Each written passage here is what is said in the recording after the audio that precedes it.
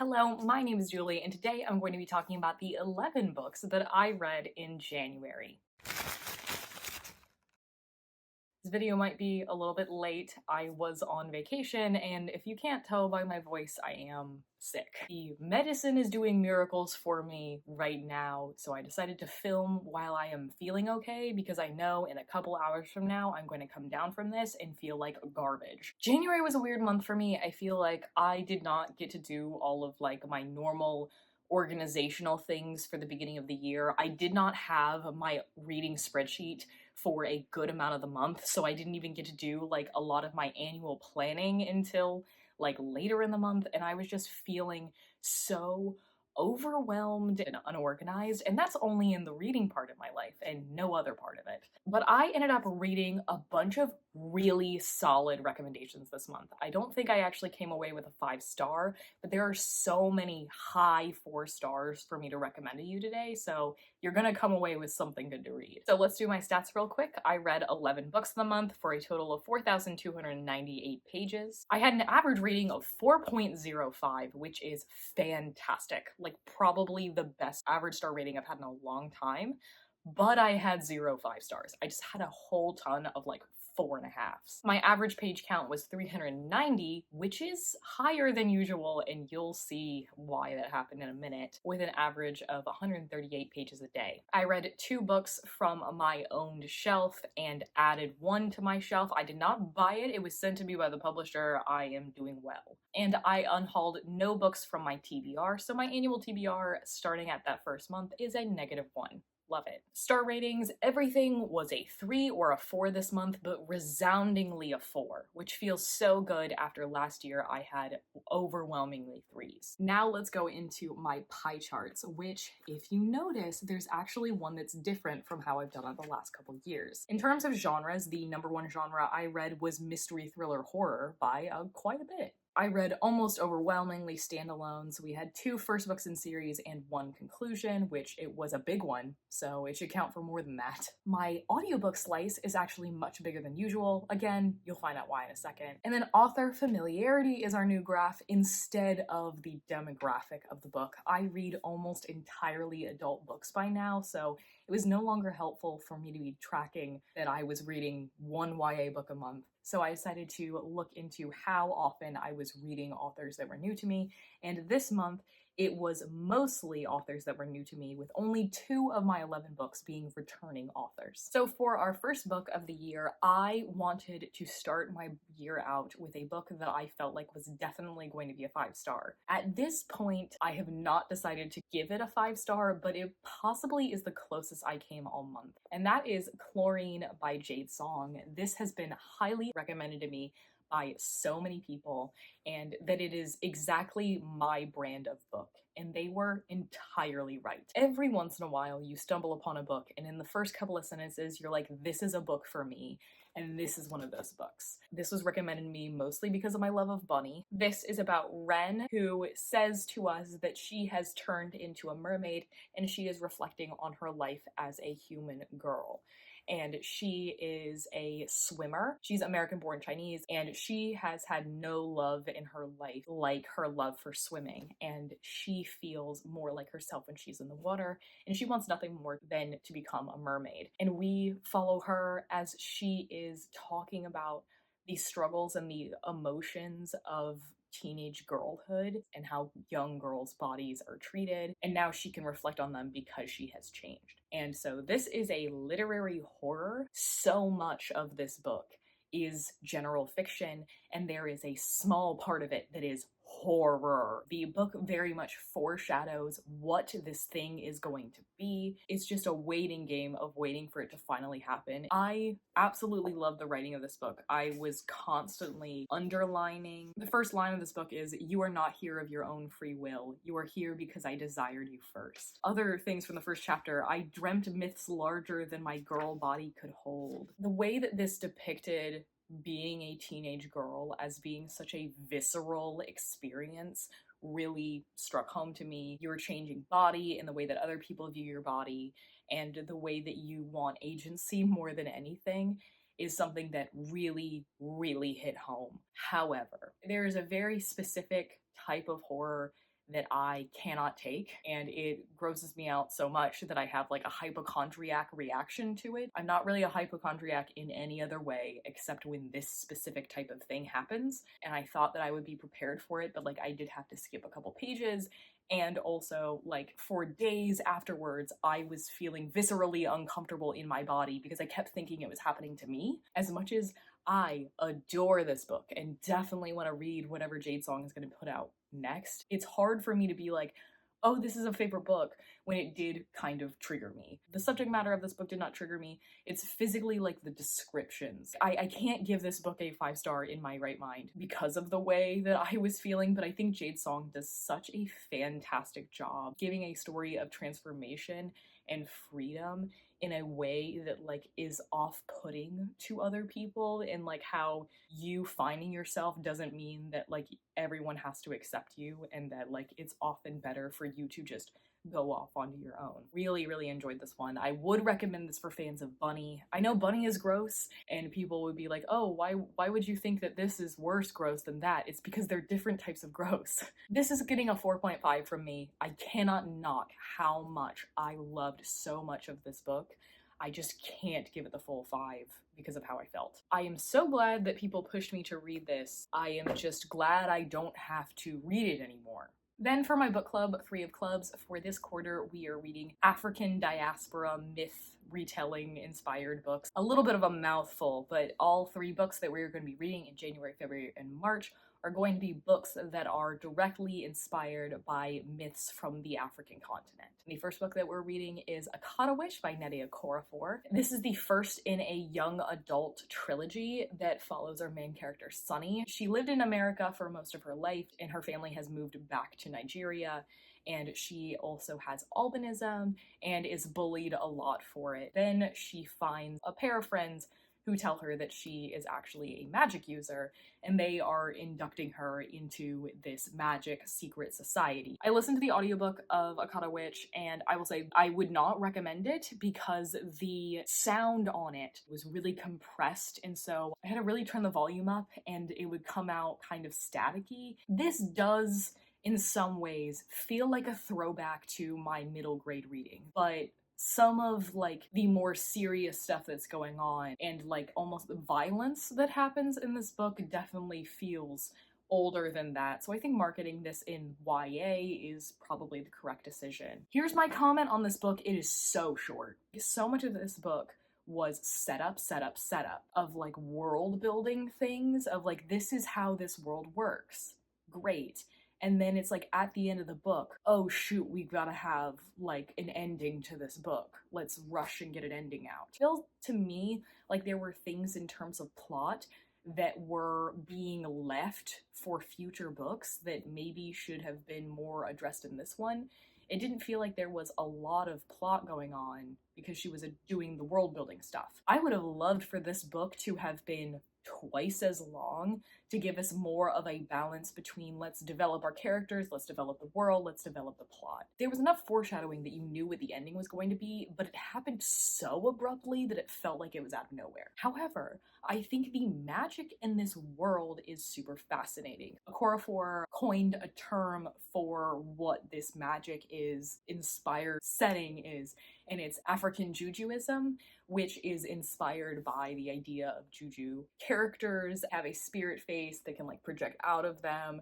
They have these things called juju knives that help them perform magic. One of the coolest things is that knowledge is a currency, so every time you learn something about how magic works in this world, like coins literally shower in front of you, and you're able to take these and get more magical items for them. Sunny is like being introduced to this world. She's been an outcast in the real world her whole life, and now she's an outcast in this magical society, and she's beginning to see the things that are being put against her, but she is not yet standing up against them. And we are starting to see corruption in how this magical society is set up, but our characters are not yet pushing back on it.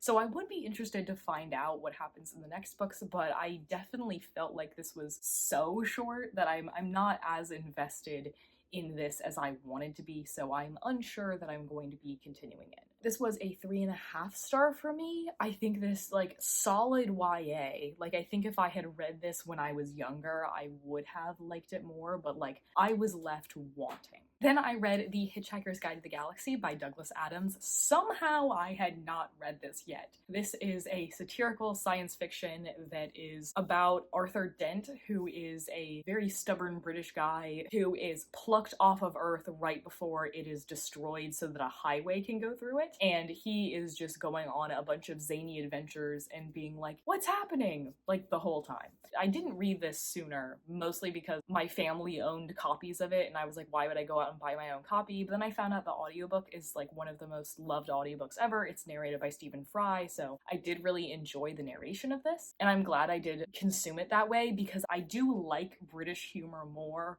when I am listening to it or watching it rather than reading it on the page. I don't think it translates as well to an American. I think I would have read this book sooner if somebody had told me that this is Monty Python in a sci-fi book. This book is almost like a series of skits that are loosely connected of all of these zany things that are happening in this sci-fi world. Things don't make a lot of sense. Arthur Dent is like the straight man being like, "Oi, why is that so weird?" like all the time, and it's constantly making fun of a lot of things. Just so many of the jokes felt exactly like a Python sketch, which I do really enjoy Monty Python, so this was fun. However, I don't feel the need to continue on in this world. I feel like I've gotten everything I need to get out of it from just reading this first book. This was a solid 4 for me. I definitely understand why so many people have loved it over the years, because it is a style of humor that I do quite like. Then for my 12 Friends, 12 Books, 12 Months challenge, I read How to End a Love Story by Yulin Kwong. This author is getting a lot of attention because she is a producer or a writer. I don't remember exactly what her job is, but she's like one of the main people heading up the People We Meet on Vacation movie that's happening soon. And this is her debut novel. This is about our main character, Helen, who is a writer. She has written a lot of teen drama novels, and it is finally being turned into a TV show. She finds out that one of the other writers on the show is a man that she has a complicated past with. When her and Grant, this man, were seniors in high school, Helen's younger sister took her own life by jumping in front of Grant's car. And she did this on purpose. It could have been anyone. But Helen and her family have never forgiven Grant. They've never, like, really talked. They didn't really know each other that well when they were in high school. And now they are having to work on this TV show together, which bits and pieces of the TV show are inspired by Helen's real life. Helen does not want to work with him. She is very angry about the whole situation, and Grant is kind of trying to be a peacemaker and figure out how they can work together. Here's my thing about this book. Parts of it sat like oil on water. There were parts of this book, I don't know, I felt like this book almost had a bit of a pacing problem of, like, the first part feels typical rom-com-y. The middle part is them, like, hooking up constantly, and then the last part is very emotional. I wasn't a huge fan of the first part, but I was okay with it. The middle part, I was like rolling my eyes constantly. And then the last part, I was actually pretty invested in it. I think what happened with this book is that I was invested in these two overcoming the things that are keeping them apart, but I wasn't actually invested in them being together, if that makes sense. Like, I was invested in the star-crossedness of it all, but not them having a relationship together. I think Grant was weird sometimes. Like, his character didn't always feel consistent to me. There were some parts where I was like, that doesn't sound like the guy that we've been talking about this whole time. And not only that, I want to say, I did listen to this on audiobook, and whoever chose the actor for Grant needs to get fired. Grant is supposed to be like a really sweet guy. The narrator of Grant sounds like he is plotting Helen's murder. It's so dissonant how the character is acting and how the character sounds like a mustache-twirling villain. Get out of here. I really, really liked the journey that Helen has of trying to deconstruct a lot of her own grief and work through her feelings about Grant and how her immigrant parents have been very controlling over the choices that she has made in her own life. But I wasn't that into the parts of this book that felt more like a rom-com. Some things were off-putting to me. For example, their choices of locations that they decide to hook up in. Wasn't into it. As much as I really enjoyed the conversations that are happening toward the end of this book, I think a lot of it is just not very memorable, and I am kind of struggling to remember everything that happened in this. So I'm giving this like a 3. I want to keep this short, but I can't, because the next book that I have here to talk about is Wind and Truth by Brandon Sanderson. This is the 5th book in the Stormlight Archives and the finishing book of this arc. There are 2 5-book arcs.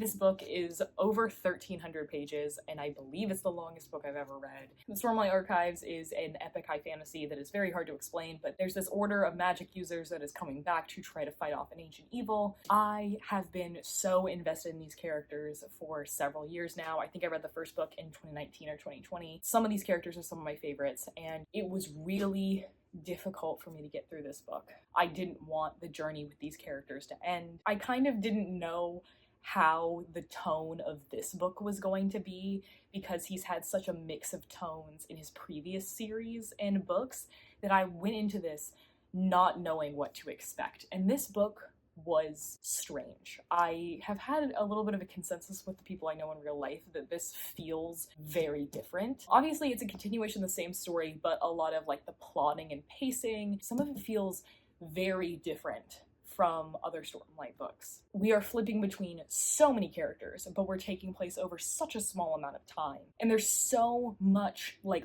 lore stuff happening in this that even though I consider myself to be a pretty big fan of this series, constantly had to keep looking up what things meant. The fact that this does not have a glossary is so uncool. There were characters who I was a big fan of in previous books that I had less of a good time with this time, and characters who weren't necessarily at the forefront who I thought were really exciting in this one. Specifically, I think Adolin is finally getting the recognition he deserves from the fandom. It's really hard for me to describe how I feel about it because I feel like I still haven't decided. There are a lot of things that I felt conflicted on. I feel like I'm complaining, but like I still loved this book and there were a lot of really good things in here. There were some absolutely epic scenes. Reveals were really cool, but it feels different. I will say one of my number one complaints is that the first like 200 pages of this book, the therapy speak was wild. Like every single time a character would talk to a different character, they were trying to say some sort of inspirational quote because they were saying goodbye, and it just felt so unnatural. This is the first time that some parts of Brandon Sanderson's writing have felt unnatural to me.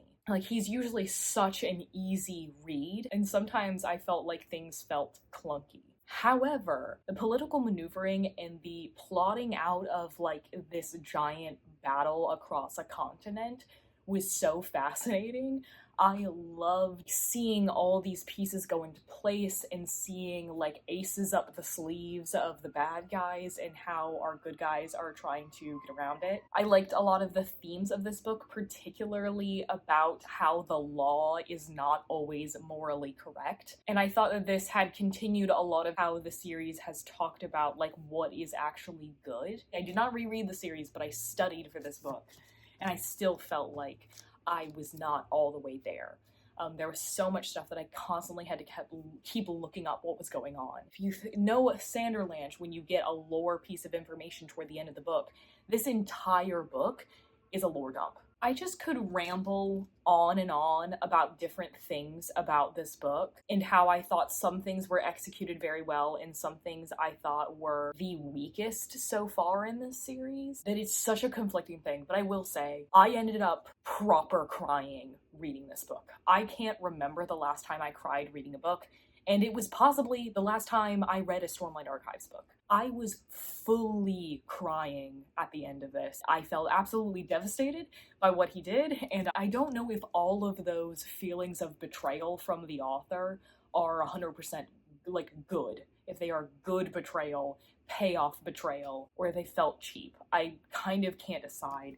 I still am giving this book a 4.5 star. I think it is a fantastic feat what he has done. I really enjoyed learning more about this world in this book. I cannot deny how emotionally invested I am in all of these characters and how I just wanted everything to turn out okay, and Brandon Sanderson does not like for everything to turn out okay. I could talk for ages, but I'm not going to because my thoughts are not organized. So not a full 5 like I have given the previous books in the past, but I still think it's such a feat, and I cannot wait to see what he is getting up to next. Then we have Recursion by Blake Crouch. Don't want to tell too much about about what it's about because I went into it knowing nothing and had so much better of an experience because of this. We have this cop who shows up when a woman is at the top of a building wanting to jump because she has what people are calling FMS, false memory syndrome. She has this memory of an entire other life that she lived married to this man, they had a child, and suddenly she wakes up, she's in a life she doesn't recognize, but those memories that she's having of this other life like never happened. She ends up going through with it, and our main character, Barry,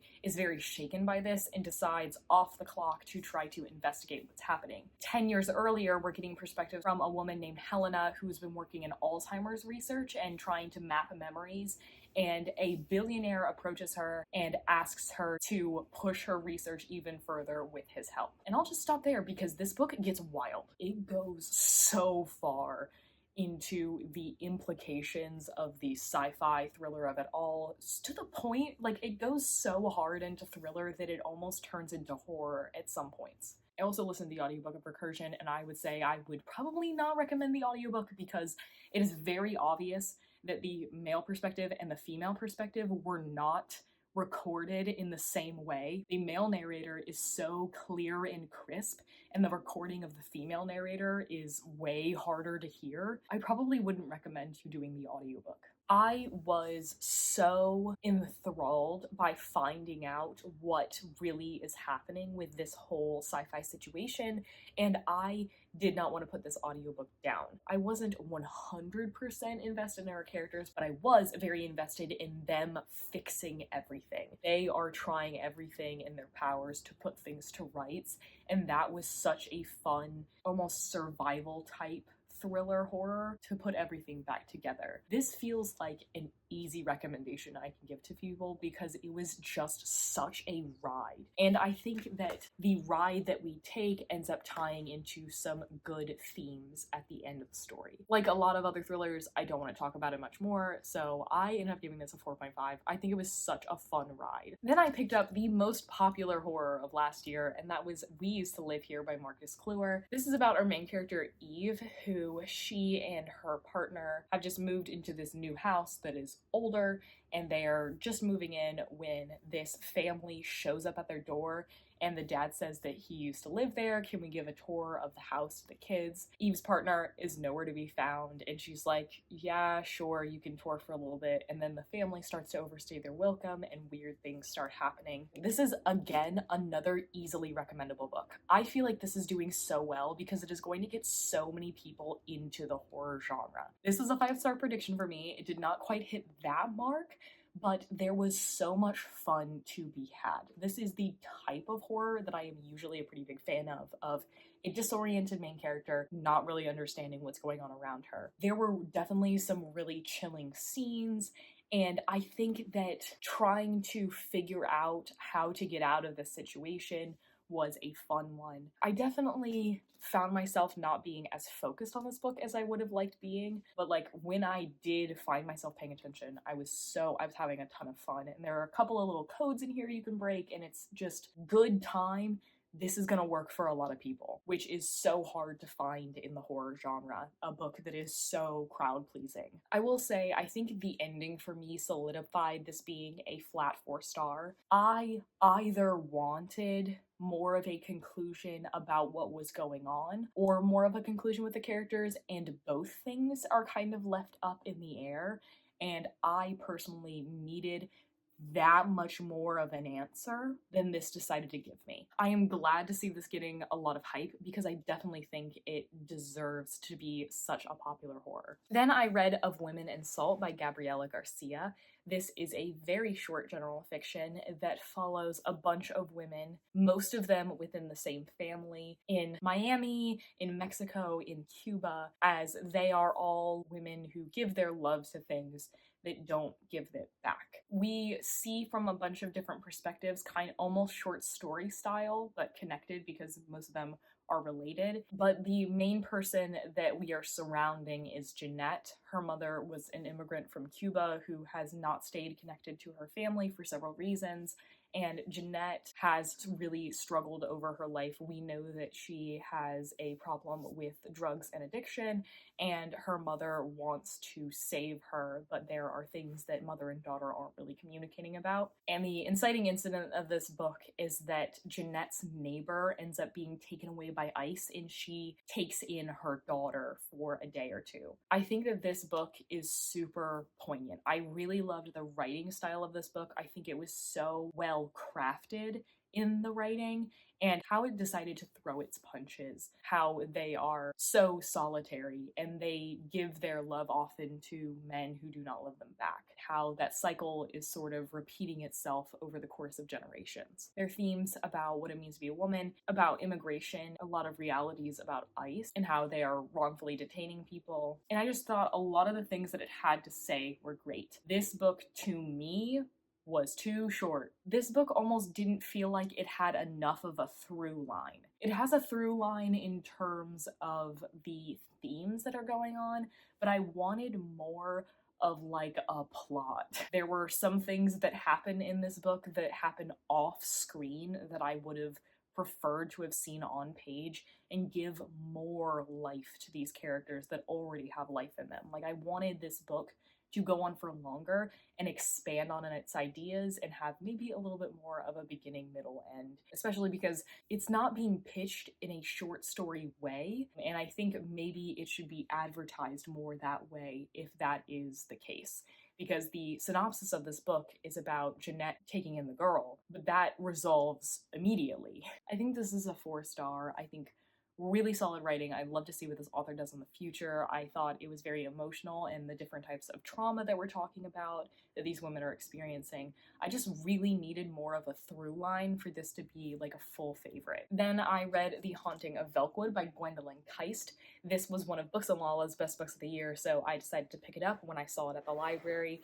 And this is about this place called the Velkwood Vicinity, this block of about 8 houses that disappeared to the average person. There were 3 college-age girls who had left that neighborhood the day that that happened, and they are the only people who can return in there, and inside are the ghosts of the people who lived there. And our main character is being asked to return for the first time into the Velkwood vicinity since it appeared. Now, I love a metaphorical horror, and this is definitely a horror that has a good amount of metaphor in it, and I thought that the ending part of this book, where we're really addressing that metaphor, did work for me quite a bit. But to me, there were parts of this that really didn't feel as fleshed out.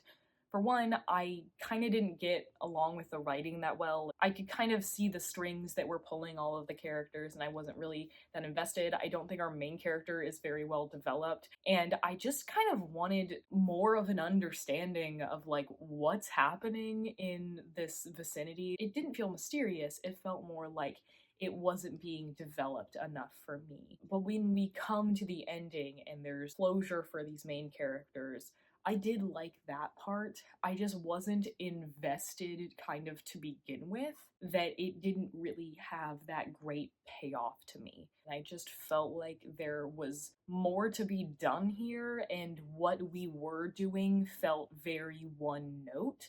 For a lot of the book, it felt like for such a short book, it was kind of being a little bit repetitive. This is a 3-star for me. Then I read A Woman Is No Man by Etaf Ram. This is another one of my 12-12-12 books. So was Recursion, which I didn't mention. I just happened to see that a ton of my 12-12-12 books were available as audiobooks, and I needed some, so I just got them out of the way. This is about a Palestinian family, the women in that family, and how they are constantly beat down, and how allowing for the oppression of women leads to violence. We have Ezra, who is a Palestinian girl who was married off to a older Palestinian American man and moved into his family's apartment in New York. She wants to be free of the life that she was living in Palestine with the war and all of the societal expectations put on her, and she goes to America thinking she's going to find love and freedom, and it turns out that the people around her are just as oppressive as the people that she left behind, because she is only ever exposed to the people who are from her culture and still hold those beliefs that a woman is nothing more than a vessel to make children, more specifically to make sons. Alternately, we follow her daughter Dea 18 years later. We know that both of Dea's parents are dead and she is being raised by her grandmother, Ezra's mother-in-law. She really wants to go to college and make a life for herself, but her family is wanting her to stick to the traditional Palestinian values. And she is trying to figure out how to live her own life. I think this book was so well written. It was so well plotted and paced, like the jumping between Dea and Isra was very well done. And I also like the inserts we have from the grandmother character, and especially how we see in her perspective how women that are beat down by patriarchy can internalize it to hurt other women because they believe, oh, I had to deal with it. Other people must have to, because if they don't have to deal with it, why did I have to go through that pain? For this, I would say it was kind of weird when I was listening to the audiobook of this that the 3 different narrators did not have a consistent pronunciation of the characters. And it's not that like some of the actors were doing accents. They all had American accents while doing their narration. And it was just weird that they just did not come to a consensus on how characters' names were pronounced. But I was so invested in Dea and Isra being able to live their own lives. It's so saddening seeing people who do love their culture so much being hurt by it, especially because of the cycle of abuse where Palestinians have been genocided, and from there we see people who are hurting so much from the outside that they are hurting the people in their own community. Putting pressure on firstborn sons, and those firstborn sons with pressure on them beat their wives, and those wives end up taking those same things and putting them on their children. And I think that this just did a really good job talking about generational trauma and specifically the cycle of abuse and how it relates to women's liberation. It's so saddening seeing Ezra, who wants to be a mother and wants to be a wife, be so abused, wants to follow all these traditional values, and she will never live up to those expectations because she doesn't have a son. And then there's Dea, who does not want to follow these values and is constantly ridiculed and put down because of that. And this book has some really difficult subject matter and dark stuff that happens on the page, so check for trigger warnings if you need it, but I think this book does a really good job of all of the themes that it's setting out. So I'm going to be giving A Woman Is No Man probably a 4.5. I don't know. I was so devastated by so much of what happened in this book, and I just wanted all these people to be okay. 4.25 for a 4.5. And for my last book that I read this month, I am going to be reading this book in an upcoming vlog that is not out yet, so if you do not want to be spoiled for what the book is or what I thought of it, you can skip this end here. Thank you for watching. And if you want to find out what I thought, we can continue. But the very last book that I ended up reading this month was Monstrilio by Gerardo Samano Cordova. Again, another literary horror that was highly recommended to me by a huge amount of people because it felt like up my alley. And I do agree that this is up my alley. I think it's getting such fantastic reviews for a reason. Another crowd pleaser horror because this is talking about grief and how far people will go for grief and how they will pervert things in their life because of it. This is a horror that is about a couple whose child dies and the wife ends up taking out a piece of his lung and feeding it according to a folklore story, and that grows